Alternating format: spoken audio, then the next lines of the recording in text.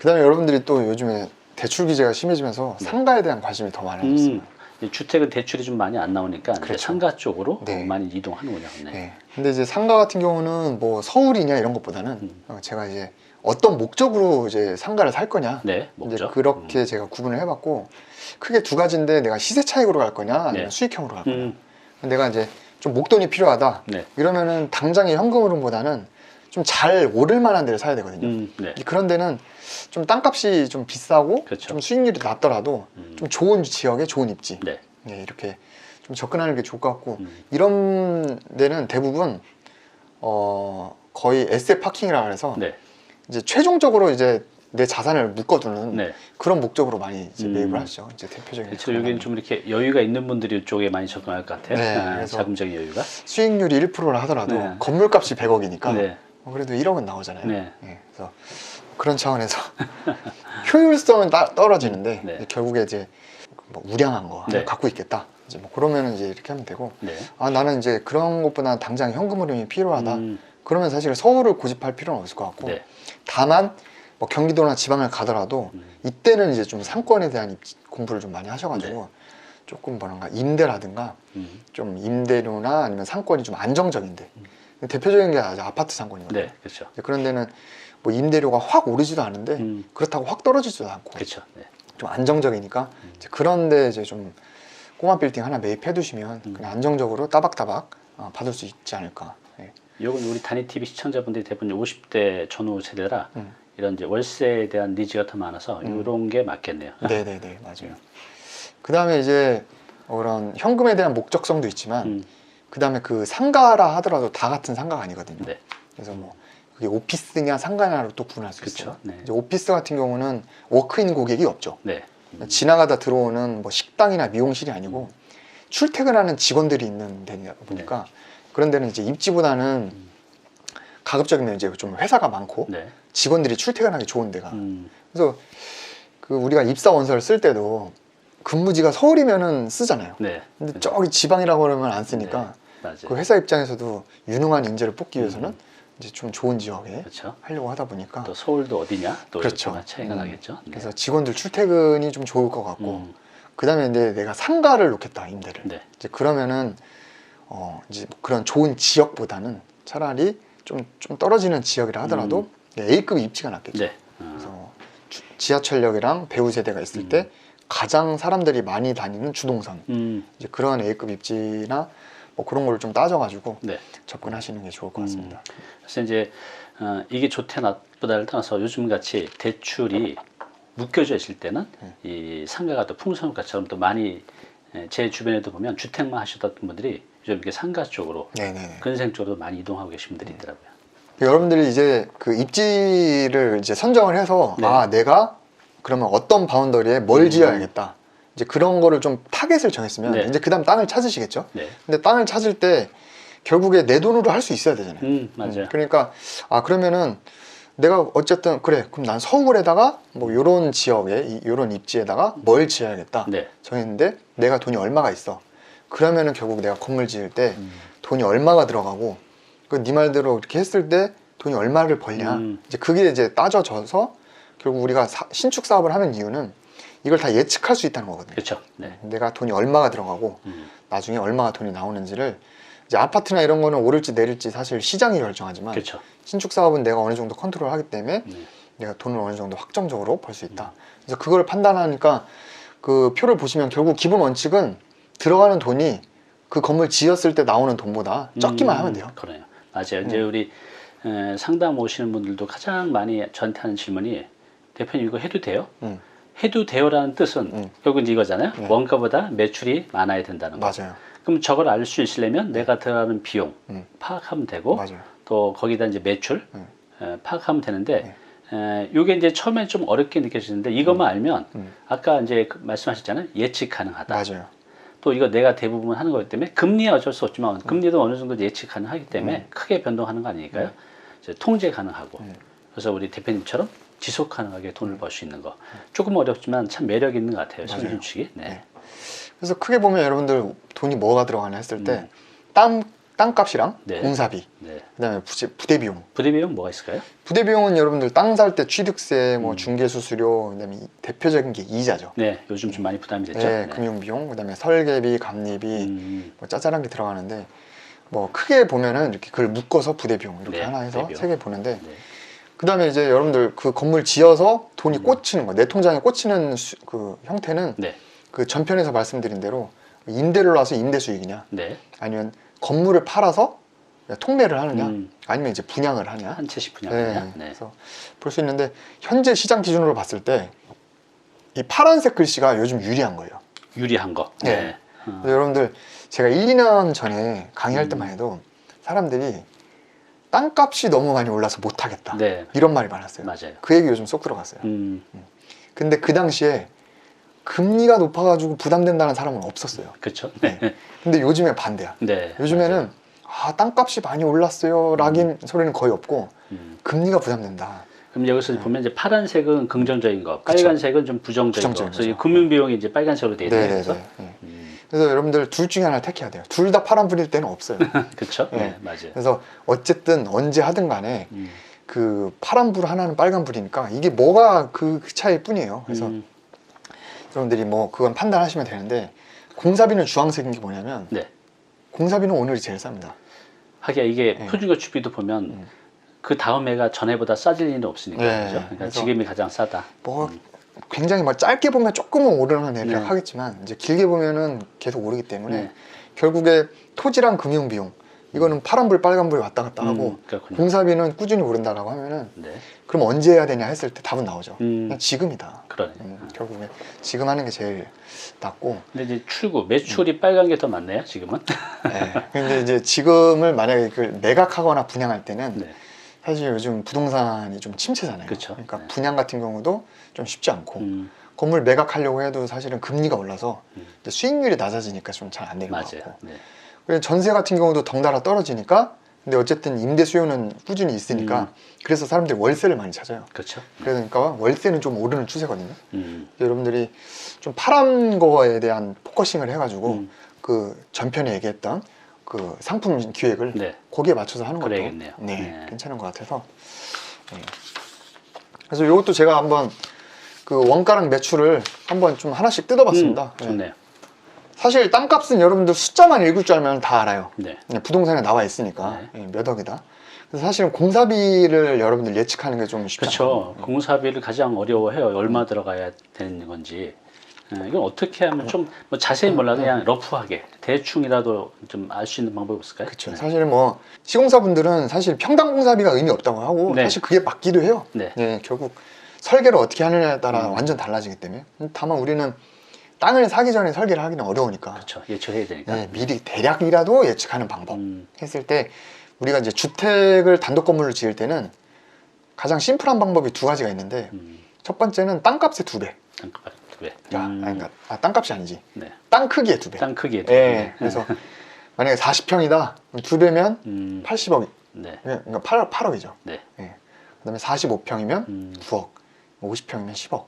대충 이렇게 보면 되는데 플러스 마이너스 있지만 이 정도에서 그렇죠. 뭐 크게 오차는 별로 없을 것이다. 뭐 이제 요 정도 수준이다. 네. 근데 만약에 거기에 지하나 반지하를 판다. 그럼 요즘에는 사실 굴토에 대한 규조가 그렇죠. 네. 좀 심해져가지고 뭐 그런 거는 조금 추가 비용 생각하시면 되고. 그렇군요. 그다음에 우리가 이제 용적률 건폐율 많이 좀 배우셨잖아요. 이제 그거 생각하면 결국에 단독 다가구나 이런 거는 3계층까지 올리니까 맞아요. 대부분 이제 건폐율이 보통 60%인 게 많아요. 네. 그래서 그러면 땅의 60%만큼 건물을 세울 수 있는 거니까 뭐 그렇게 3계층이다 네. 했을 때 이제 예를 보면 이제 50평 대지에 건폐율 60%면 30평이죠. 네. 30평이면 이제 90평이니까 그럼 그 90평에 그냥 우리가 평당 공사비. 그러네요.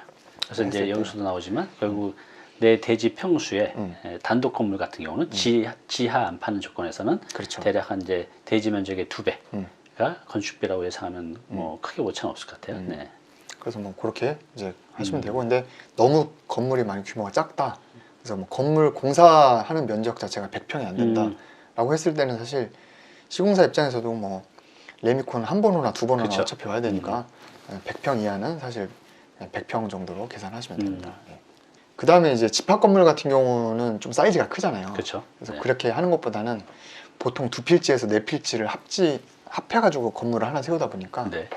이런 이제 땅 크기가 큰데 이제 일반 주거 지역 같은 경우에는 우리가 일단 땅 크기의 3배, 땅 크기의 3배. 네, 네. 땅 크기의 3배에다가 그냥 보통 평당 공사비 요즘에 한 750에서 800 이렇게 곱하면은 공사비가 나오지 않을까 하는 생각하거든요. 보통 이제 뭐 2종 일반이 가장 많이 있으니까 그렇죠. 그 기준 하면 용준이 200%니까 네. 그렇게 해서 이제 계산을 하는 거네요. 네. 근데 이제 2종 일반이면 보통 이제 용적률이 200%잖아요.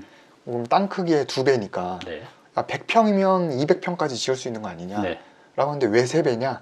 했을 때 우리가 이제 그 용적률에 포함되지 않는 또 그런 게 있어요. 또 우리 담임쌤이 또 그런 컨텐츠도 많이 말씀해 주셨는데 뭐 장애인용 엘리베이터나 네. 뭐 필로티 주차장, 네. 뭐 옥탑, 뭐 지하 기계실 이런 거는 시공사 입장에서는 철근 콘크리트가 들어가잖아요. 근데 사실 용적률에선 빠지니까 네. 그렇죠. 뭐 이것저것 다 합치면은 일반적으로 퉁 때렸을 때 보통 3배 정도 하면은 3배 정도? 네. 그냥 바운더리 정도는 통밥은 때릴 수 있다. 네. 이제 그렇게 보시면 되고 비슷한 맥락인데 이제 우리가 상가로 가면 이제 거기에 용적률만 곱하면 돼요, 사실은. 그래서 뭐 용적률이 200%다.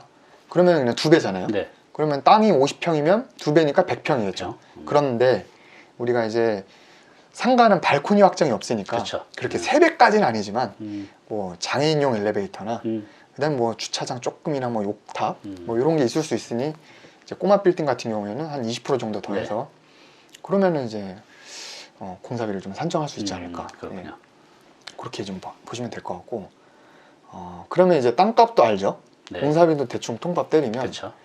그러면 이제 취득세, 중개수수료 이런 건 여러분들 요율을 다 아실 거예요. 네. 그다음에 이거는 누가 하느냐에 따라 다르고 네. 설계비, 감리비는 여러분들 뭐 잉클에 나와 있는 강의 한 번만 보셔도 대충 아시니까. 네. 근데 요즘에 이슈가 또 금리잖아요. 네. 금리가 많이 올라서 이거 하는 게 남는 게 있냐? 네. 가장 많은 질문이 금리가 높은데 이거 해도 되느냐? 네. 어떻게 생각하세요? 사실은 이제 여러분들 이제 아파트나 이런 거 뉴스에서 많이 나오잖아요. 막 공장 둔촌 추궁도 쓰고. 네. 근데 그런 거는 원체 빌리는 금액이 크고 네. 비율이 높아요. 기간도 길고. 기간도 길고. 그러니까 이 금리에 대한 영향력이 커서 그렇죠. 금리가 오른 거에 따라서 사업이 무너질 수 있는데 이 소규모 같은 경우는 그 레버리지를 쓰는 비율이 네. 상대적으로 적죠. 그렇죠. 걔네들보다는. 네. 그래서 그 증권사 PF 하는 분들이 네. 제가 이거 사업하는 거 수지 분석 보잖아요. 네. 놀래요. 이게 좋냐? 왜 이렇게 돈을 많이 갖고 하냐고. 네. 30%나 갖고 하냐고. 그렇죠. 네. 그러니까 그분들이 볼 땐 자기 자본 비율을 되게 많이 갖고 하는 거야. 맞아요. 되게 안전하다고 생각하고 이 절대적인 그 규모 자체도 작으니까.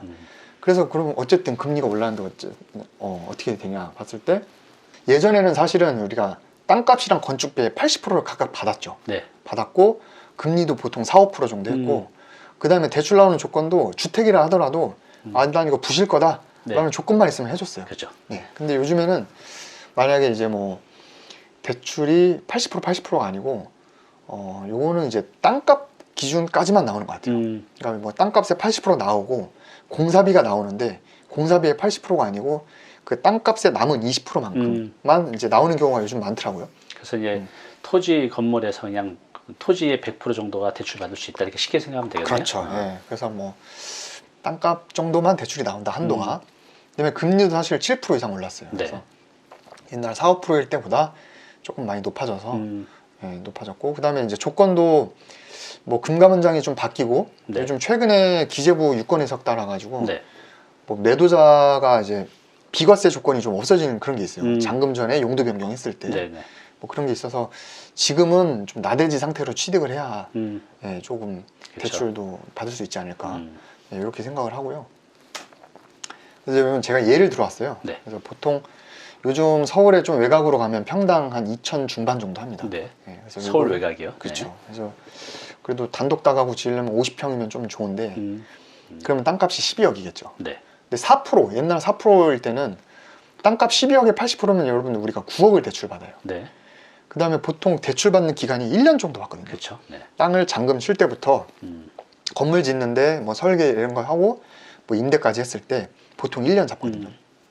그러면 이제 3,600이겠죠. 그렇죠. 그 다음에 공사비 대출도 보통 공사비 10억이라고 하면 대출을 8억을 받는데 그 밑에 표에서 보시면 8억에 대한 이자를 한 번에 내는 게 아니에요. 그렇죠. 네. 그래서 8억이라는 돈을 이렇게 나눠서 받게 되는데 대출을 그때부터 이제 이자가 쌓이는 거라서 총액으로 치면은 한 1,100만 원 정도 네. 이제 될 것 같아서 총 사업 기간 동안 한 4,700만 원 정도 금융 비용이 나가는 거죠.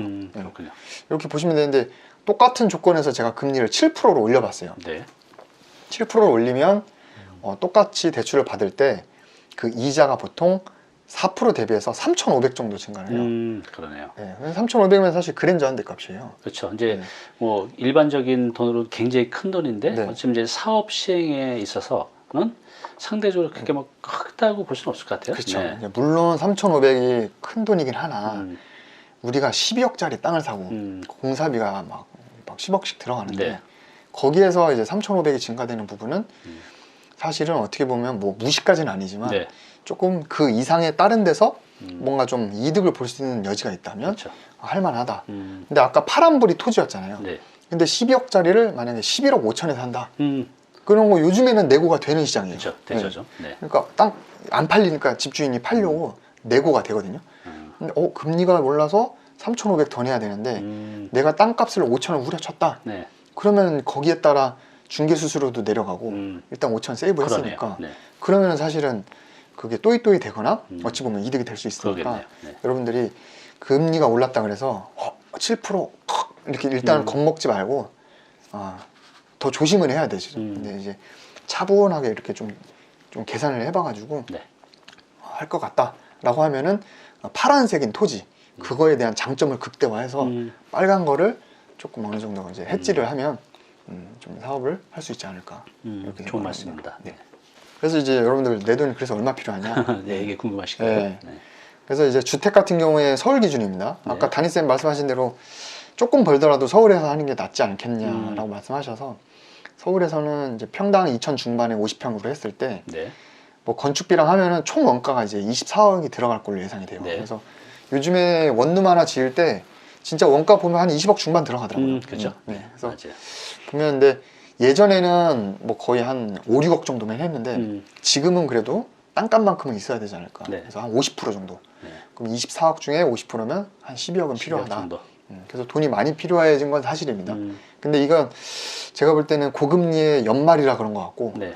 내년 상반기나 하반기 되면은 조금 이제 풀릴 것 같긴 해요. 네. 뭐 금리는 당장 안 내려가도 뭐 대출 한도나 이런 거는 신축 시장은 좀 풀어줄 것 같아서 그렇게 되면 12억이 아니라 한 6억 정도로 그렇죠. 네. 좀 내려갈 것 같고 근데 상가를 짓겠다라고 하면 여러분들이 절대적인 금액은 올라가요. 네. 12억이 아니고 15억이 필요합니다. 땅값이 비싸니까. 네, 땅값이 비싸서. 왜냐면 상가는 아까 말씀드린 대로 공실률이 리스크인데 결국 그 공실률을 해칭을 하려면 사업자가 들어와야 되고 그만큼 입지가 좋아야 되겠죠. 그러니까 입지가 좋은 만큼 땅값이 비싸고 네. 그래서 이거는 대출 한도가 줄어들었다 하더라도 네. 총 사업비의 30%만 있어도 돼요. 아직도. 아직도요. 네. 그래서 뭐 주택은 50%가 필요한데 상가는 땅값이 비싸니까 그 비싼 만큼 땅값의 100%만큼 대출 받았을 때 네. 공사비를 어느 정도 해결이 가능하거든요. 주택 같은 경우는 이제 아까 여기 보면 24억에 내 돈 12억이 필요한데 상가로 한다 보면 55억짜리 사업에 내 돈 15억. 그렇죠. 어, 그러니까 비율로는 더 작아지죠. 그러네요. 예, 그래서 뭐 지금도 그 비율로는 예전처럼 20-30%만 있어도 되는데 절대적인 금액 자체가 많이 필요하다. 그렇군요. 예, 네. 그렇게 생각을 하시면 좋을 것 같습니다. 예. 총평 내렸습니다. 네. 총평. 그래서 지금 어떻게 해야 되냐 네. 했을 때 여러분들 원가에서는 토지를 사기는 지금 좋아요. 네. 그래서 지금 나대주로 매물이 많이 나왔어요 시장에. 건축 허가까지 받아놓고 그렇죠. 내고도 많이 해줍니다. 왜 이렇게 바뀐 걸까요? 지금 뭐 금리도 많이 올랐고 이제 사람들이 이제 심리적으로 건물 지어서 남는 게 없을 것 같고 근데 매도자들도 이게 빨리 팔아야 되는데 네. 상속 이슈나 이런 것 때문에 팔아야 되는데 안 팔리니까 팔리고. 급한 분들은 또 이렇게 하거든요. 그래서 아파트만큼은 아니지만 이게 조금 내고돼서 많이 내려오고 있어요. 그렇죠. 불과 1, 2전, 2, 4년 전만 해도 땅 구하려면 진짜 그 매도인한테 무릎 꿇고 빌어야 겨우 살 수 있는 시장이었는데 지금 이게 역전이 됐어요. 그래서 맞아요. 매수자 우위 시장으로. 네. 그래서 아까 말씀드린 대로 이런 시장에서는 또 금리가 높을 수밖에 없거든요. 네, 그래서 뭐 둘 중에 하나는 포기를 하셔야 된다. 네. 공사비 같은 경우는 어차피 오늘이 제일 싸니까 네. 당장 하는 게 좋고 금리도 아까 제가 이제 보셨겠지만 차분하게 따져봐가지고 이제 땅값을 내고 한 거랑 음. 그다음에 이제 금융 비용이랑 네. 뭐 이런 거를 좀 따져서 좀 어쨌든 이제 수익이 날 것 같다라고 하면 좀 차분하게 하시면 좋을 것 같고. 근데 그 건물 지어서 여러분들 세팅을 할 때 네. 당장 분양을 하면 사실 조금 어려울 수 있습니다. 예, 그래서 그 당장은 그러면 지금은 금리가 높으니까 이게 좀 현금 흐름이 필요할 때거든요. 네. 그래서 전세보다는 이제 월세를 음. 조금 하는 게 좋을 것 같고, 네. 월세로도 만약에 안 된다라고 하면은 여러분들이 거기 비즈니스를 입히는 방법이 있어요. 뭐죠? 네. 뭐 1층 근생을 임대를 놓는 게 아니고 내가 무인 아이스크림점을 한다거나 아니면 주택 같은 경우에 내가 전입신고를 해서 에어비앤비를 한다거나. 네. 그래서 그냥 단순 임대가 아니고 내가 조금 이제 사업을 입히면 현금 흐름이 확 늘어나니까 네. 이제 그렇게 좀 버티다가 나중에 또 시장이 좋아지는 경우가 있어요. 그렇죠. 네. 그럴 때는 역전이 되겠죠. 네. 땅값이 또 비싸지고 금리가 낮아지고 그럴 때 또 매각하면 되니까 그렇죠. 예, 일단은 기회를 왔을 때 음. 하면 좋을 것 같고, 거기에 대한 예를 제가 하나 갖고 왔죠. 네. 이제 요거는 이제 성수동에 제가 임장하다가 본 건데 이 건물주를 제가 직접 아는 건 아니고 네. 이제 등기부등본을 보고 제가 스토리를 짜온 거예요. 그래요.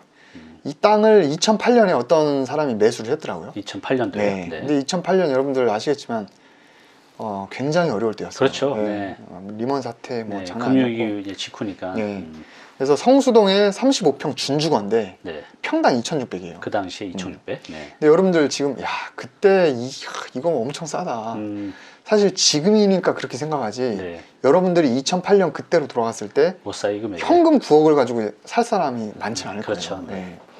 그래서 그때 이분은 굉장히 이제 과감하게 사신 것 같고, 네. 이거를 샀다가 제가 봤을 때 그냥 월세 현금 흐름을 했거나 좀 버티셨던 것 같아요. 네. 버티시다가 시장이 좀 풀리니까 그때 2017년에 이거를 근생 신축으로 8층짜리를 올려버린 거예요. 거의 한 10년 만에 신축을 하셨네요. 신축을 네. 했죠. 그래서 이거는 총 연면적 140평이니까 그 당시 공사비로 따지면 공사비가 한 10억 정도 들지 않았을까. 네.